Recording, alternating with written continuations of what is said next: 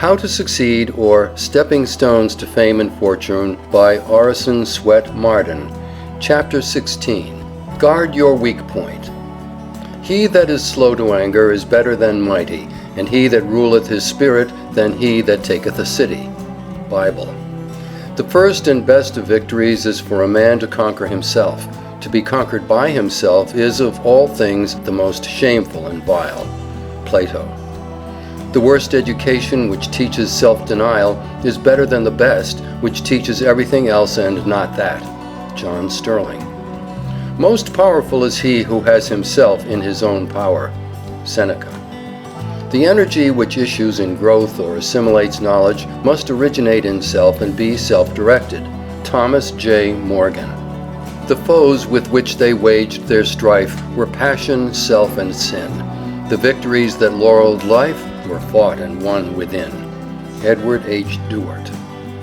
"I'll sign it after a while," a drunkard would reply when repeatedly urged by his wife to sign the pledge, "but I don't like to break off at once. The best way is to get used to a thing." "Very well, old man," said his wife, "see if you don't fall into a hole one of these days with no one to help you out." Not long after, when intoxicated, he did fall into a shallow well, but his shouts for help were fortunately heard by his wife. "Didn't I tell you so? It's lucky I was in hearing, or you might have drowned." He took hold of the bucket, and she tugged at the windlass, but when he was near the top, her grasp slipped, and down he went into the water again. This was repeated until he screamed, "Look here, you're doing that on purpose, I know you are." "Well, now I am," admitted the wife.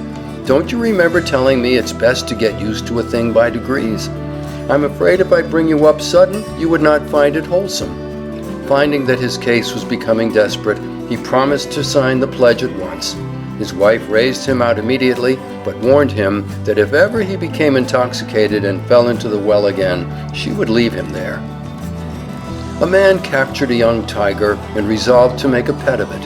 It grew up like a kitten, fond and gentle. There was no evidence of its savage, bloodthirsty nature, and it seemed perfectly harmless. But one day, while the master was playing with his pet, the rough tongue upon his hand started the blood from a scratch. The moment the beast tasted blood, his ferocious tiger nature was roused, and he rushed upon his master to tear him to pieces.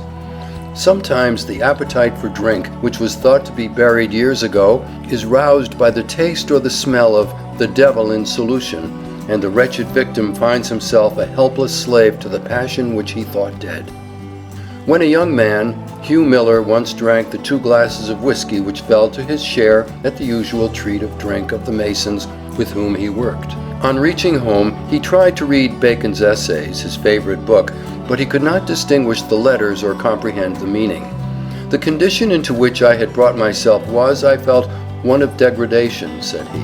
"I had sunk by my own act for the time to a lower level of intelligence than that on which it was my privilege to be placed, and though the state could have been no very favorable one for forming a resolution, I in that hour determined that I should never again sacrifice my capacity of intellectual enjoyment to a drinking usage, and with God's help I was enabled to hold by the determination."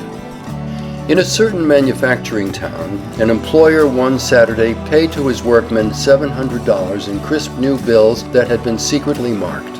On Monday, $450 of those identical bills were deposited in the bank by the saloon keepers.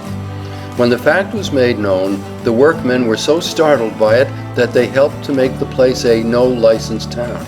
The times would not be so hard for the workmen if the saloons did not take in so much of their wages. If they would organize a strike against the saloons, they would find the result to be better than an increase of wages and to include an increase of savings. How often we might read the following sign over the threshold of a youthful life: "For sale, grand opportunities for a song, golden chances for beer, magnificent opportunities exchanged for a little sensual enjoyment. For exchange, a beautiful home, devoted wife, lovely children, for drink. For sale, cheap, all the magnificent possibilities of a brilliant life, a competence for one chance in 1,000 at the gambling table. For exchange, bright prospects, a brilliant outlook, a cultivated intelligence, a college education, a skilled hand, an observant eye, valuable experience, great tact, all exchanged for rum, for a muddled brain, a bewildered intellect, a shattered nervous system, poisoned blood, a diseased body, for fatty degeneration of the heart, for Bright's disease, for a drunkard's liver. With almost palsied hand at a temperance meeting, John B. Goff signed the pledge. For 6 days and nights in a wretched garret, without a mouthful of food, with scarcely a moment's sleep, he fought the fearful battle with appetite. Weak, famished, almost dying, he crawled into the sunlight, but he had conquered the demon which had almost killed him. Goff used to describe the struggles of a man who tried to leave off using tobacco. He threw away what he had and said that was the end of it. But no, it was only the beginning of it. He would chew chamomile, gentian, toothpicks, but it was of no use. He bought another plug of tobacco and put it in his pocket. He wanted to chew awfully, but he looked at it and said, "You are a weed, and I am a man. I'll master you if I die for it." And he did, while carrying it in his pocket daily. There was an abbot that desired a piece of ground that lay conveniently for him. The owner refused to sell, yet with much persuasion he was contented to let it. The abbot hired it, and covenanted only to farm it for one crop. He had his bargain, and sowed it with acorns, a crop that lasted 300 years. So Satan asks to get possession of our souls by asking us to permit some small sin to enter, some one wrong that seems of no great account. But when once he has entered, and planted the seeds and beginnings of evil, he holds his ground. Teach self-denial and make its practice pleasurable, says Walter Scott, and you create for the world a destiny more sublime than ever issued from the brain of the wildest dreamer. Thomas A. Edison once asked why he was a total abstainer. He said, "I thought I had a better use for my head." Byron could write poetry easily, for it was merely indulging his natural propensity. But to curb his temper, soothe his discontent, and control his animal appetites was a very different thing. At all events, it seemed so great to him that he never seriously attempted self-conquest. Let every youth who would not be shipwrecked on life's voyage cultivate this one great virtue, self-control. There is nothing so important to a youth starting out in life as a thoroughly trained and cultivated will. Everything depends upon it. If he has it, he will succeed. If he does not have it, he will fail. The first and best of victories, says Plato, is for a man to conquer himself. To be conquered by himself is, of all things, the most shameful and vile. Silence, says Zimmerman, is the safest response for all the contradiction that arises from impertinence, vulgarity, or envy. He is a fool who cannot be angry, says English, but he is a wise man who will not. Seneca, one of the greatest of the ancient philosophers, said that we should every night call ourselves to account. What infirmity have I mastered today? What passion opposed? What temptation resisted? What virtue acquired?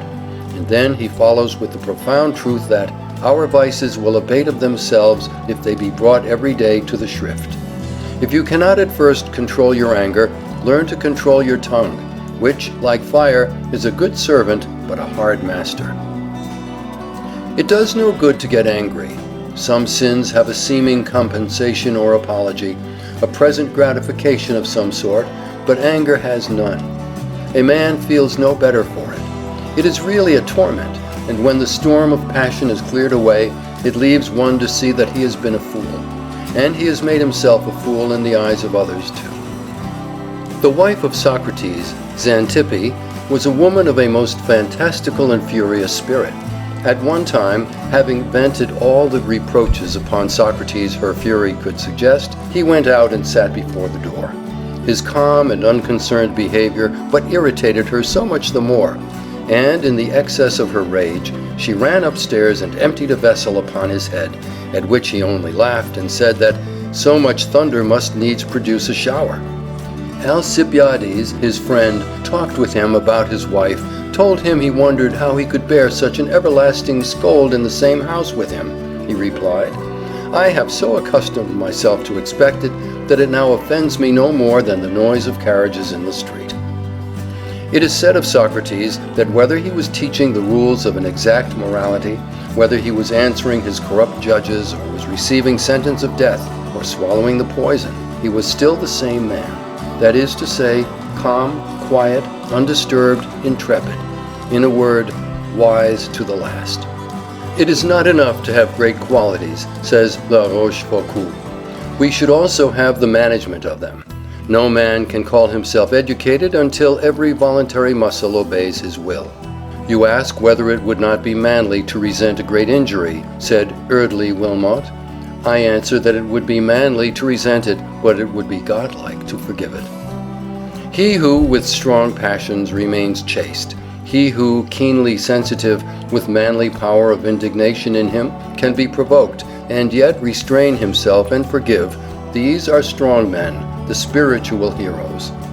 To feel provoked or exasperated at a trifle, when the nerves are exhausted, is perhaps natural to us in our imperfect state.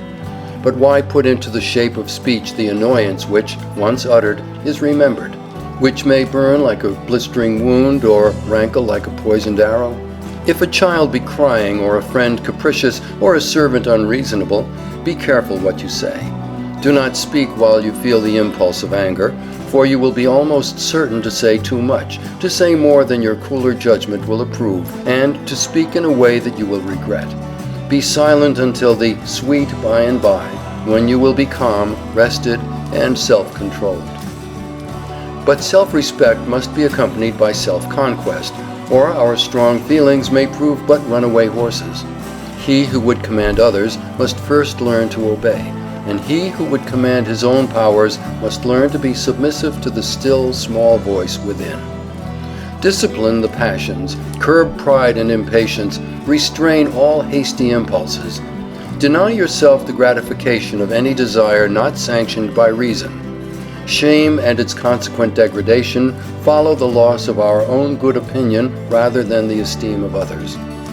Too many yield in the perpetual conflict between temptation to gratify the coarser appetites and aspiration for the good, the true, and the beautiful.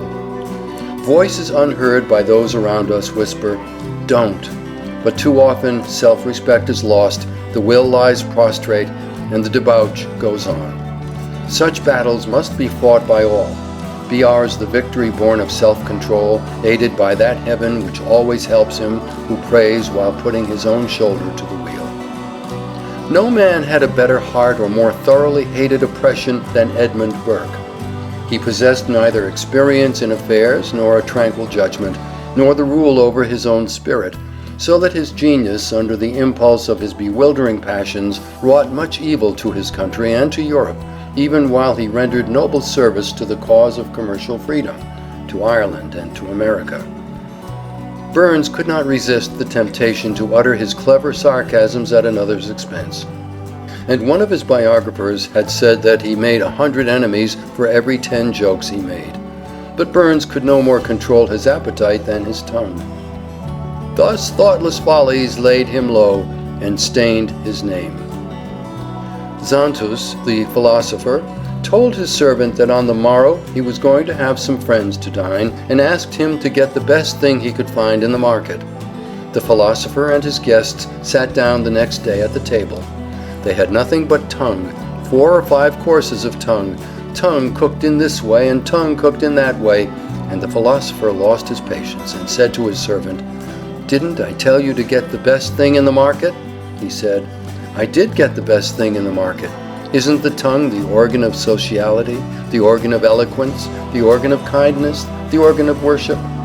Then Xanthus said, "Tomorrow I want you to get the worst thing in the market." And on the morrow the philosopher sat at the table, and there was nothing there but tongue.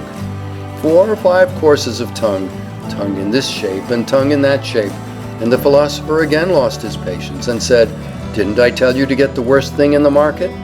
The servant replied, "I did. For isn't the tongue the organ of blasphemy, the organ of defamation, the organ of lying?"